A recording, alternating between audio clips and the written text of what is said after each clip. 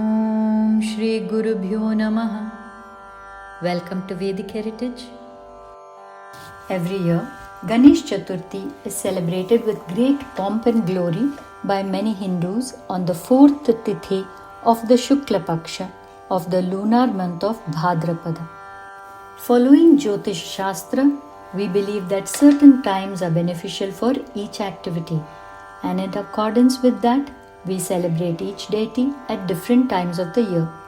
When we worship these deities during the given periods, we are able to better connect with their energy. It proves beneficial to not just our mental and physical well-being, but brings good energy into the environment, benefiting other beings as well. This is therefore a Punya Karya, a deed which brings us merits. Ganesh Chaturthi is commonly celebrated at home as well as in community pandals for 1, 3 or even 10 days. The main objective of this festival is to create a fresh clay idol of Sri Ganesha who may be worshipped during this period. In the Skanda Purana, written by Vyasa Maharishi over 5000 years ago, Nandideva is seen advising the Sanat Kumaras, the sons of Brahma, on the method of worshipping Sri Ganesha. He says, "Make an idol of clay, believing it to be gold.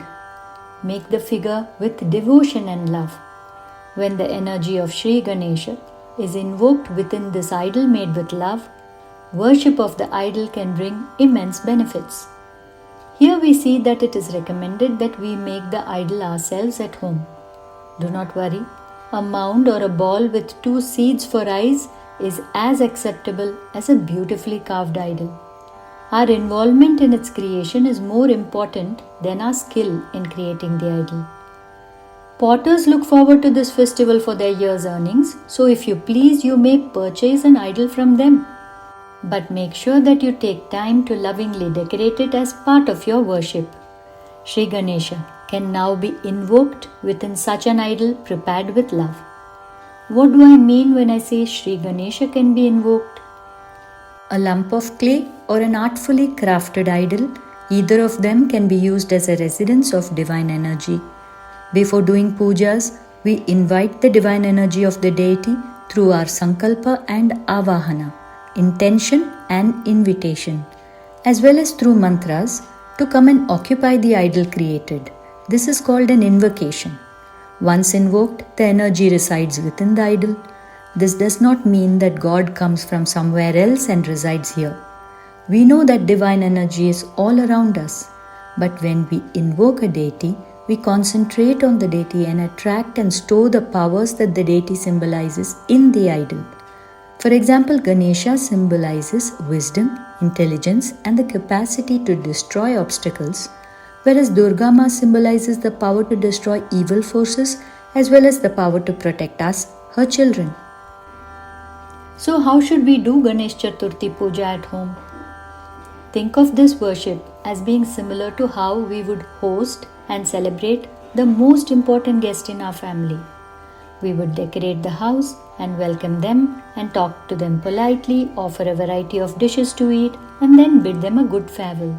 Similarly, we decorate the house and place designated for worship. We do puja 2 times a day to the deity to show our love and devotion. We may meditate, talk to, sing, or dance in order to celebrate this meeting with our esteemed guest. All these ways of worship offer us a chance to connect with the divine energy like we would connect with a friend or a family member. We offer various foods favored by Ganesha as offerings and then distribute it as prasad among devotees. You may check the description below for a link to get an idea of how to perform the puja in a simple yet traditional manner in case you are interested. Now, what happens after the worship? At the end of the worship period, be it 1, 3 or 10 days, it is time to bid farewell to our guest. We should understand that divine energy is all-pervasive and that it is not restricted to a given space or form. An idol is only a representation of the deity because we find it easy to connect to a form signifying the deity. This idol temporarily becomes the abode of divinity for us. To convey this fact, during the concluding puja, we request the energy which has been invoked into the idol to leave the idol, saying, Yathasthanam pratisthapayami. I am sending you back to where you came from. We bid farewell only to the energy within the idol. This has to be understood. We only release the energy stored in the idol, but the connection we have already established with the deity is intact. On saying this, the idol is no more the abode of the deity. It reverts to being just a lump of clay. But we humans tend to get attached to anything which we have looked upon with love. So we are unable to suddenly comprehend the transition of the idol from God to clay. This is why we bid farewell slowly with elaborate music, dance and festivities. After that, we are ready to let go of the idol. And to symbolize the return of the deity from the form to its formless state, we restore the idol from its form to a formless state of clay by immersing it in water. This act of Visarjan finally makes us accept that the idol is only a temporary abode of the deity made for our convenience, but the idol itself is not the deity. This is the essence of the ritual of Visarjan. And this is also why the clay idol should not be baked after being molded into form. Baked clay does not dissolve and does not degrade for a long time, so we lose the philosophical significance of Visarjan. Another important point is that this idol which has housed divine energy for so long is itself a prasad, a blessed piece of clay suffused with spiritual energy. In my younger days, we immersed idols in our wells, lakes, rivers and oceans, and the beings which lived in them or drank from them partook of the prasad as energized water. But nowadays, most clay idols are baked or made of POP. Baked clay does not dissolve. Moreover, they are painted with toxic enamel paints which poisons the water. Now, instead of energizing the water, the idol pollutes it.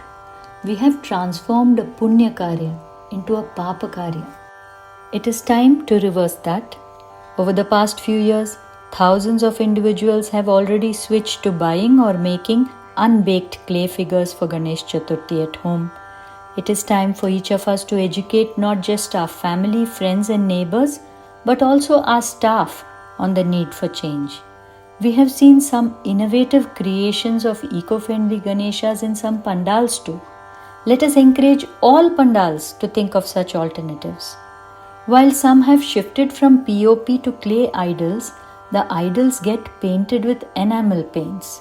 Even unbaked clay idols tend to get painted or varnished by the vendors, hoping to attract customers. We need to encourage the potters and vendors to not only create unbaked idols, but to also decorate them with eco-friendly colors. In fact, some have already started this. This year and every year after this, let us get together as a community in our housing societies and create idols out of materials which are natural and chemical free. The idol need not be big and shiny, but it will be our punya karya. We can decorate it with natural flowers, food colors, seeds and other eco-friendly ideas. Decorations too can become reusable or eco-friendly. I urge all of you to look at this as an opportunity to innovate and inspire each other. On this positive note, I wish everyone a very auspicious Ganesh Chaturthi. Do share this episode with all your friends and family. Thank you for joining me. Hari Om.